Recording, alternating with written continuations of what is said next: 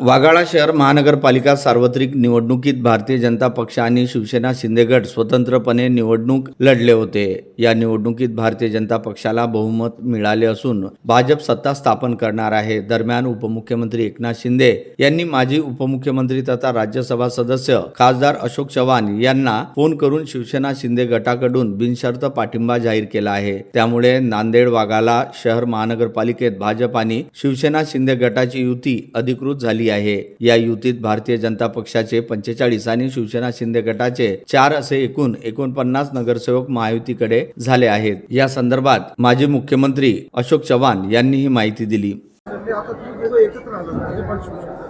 पार्श्वभूमी अशी आहे की आमचे प्रयत्न होता की पहिल्यापासून युती व्हावी, आमचा प्रयत्न होता, पण त्यांच्याकडे मागणी जास्त होती. आमच्याकडे 550 लोकांचे अर्ज होते, त्यामुळे अधिक मागणी असल्यामुळे ते जुळू शकलं नाही. फॅक्ट आहे. आता निवडणूक झालेली आहे, निकाल लागलेले आहेत आणि एकनाथ शिंदेचं मला बोलणं झालं या विषयावर. तर त्यांनी म्हटलं की त्यांना युती घ्यायला बरं होईल, त्यामुळे आम्ही तो निर्णय घेतला की सोबत घेऊन काम करायचं. हे त्यांचं व्यक्तिगत मत असेल. ज्यांनी आरोप केले त्यांचं व्यक्तिगत, हे काही शिवसेनेचं मत म्हणता येणार नाही, त्याचं व्यक्ती बोलू शकतो. अशा आरोप प्रत्यारोप अर्थ नाही, जोपर्यंत पुराव्याविषयी काही बोलत नाही तो अर्थ नाही. आरोप प्रत्यारोप राजकीय दृष्ट्या मोटिवेटेड आहेत. हा काही शिंदे सेनेचा हा निर्णय आहे असं मला तरी वाटत नाही. अद्याप निर्णय घेतलेला नाही. जेव्हा निवडणूक घोषित होईल तेव्हा निर्णय आधी चर्चा करू आम्ही.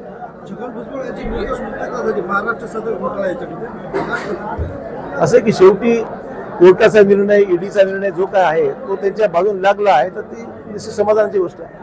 महापालिकेचा अजेंडा नेमका काय आहे? आमचा जाहीरनामा हाच आमचा अजेंडा.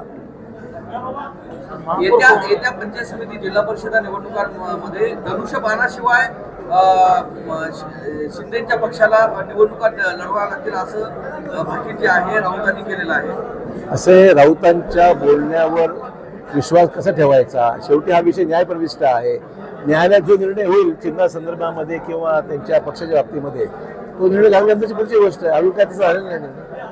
राष्ट्रवादी शिवसेनेला बिनशर्त पाठिंबा दिलेला आहे. कुठे? अपक्ष विजयी झाले मिनल पाटील, त्याने बिनशर्त शिवसेनेला पाठिंबा दिलाय.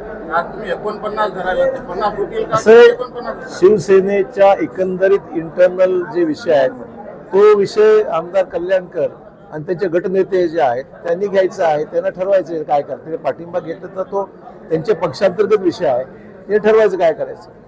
त्र्यंबकेश्वर या ठिकाणी होणाऱ्या कुंभमेळ्यातील कामासंदर्भात महंतांनी नाराजी दर्शवलेली आहे.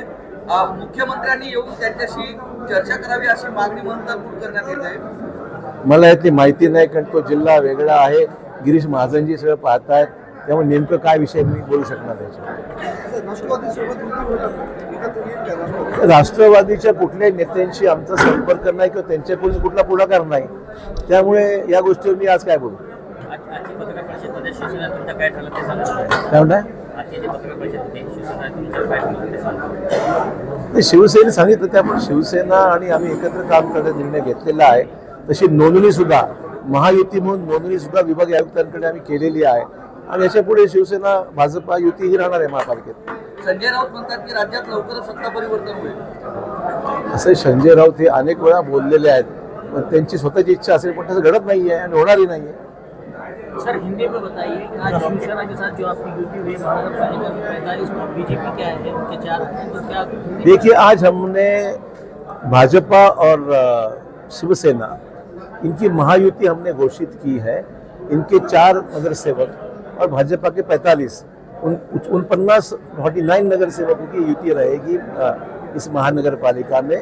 ऐसी हमने रजिस्ट्रेशन भी जाके डिविजनल कमिश्नर के पास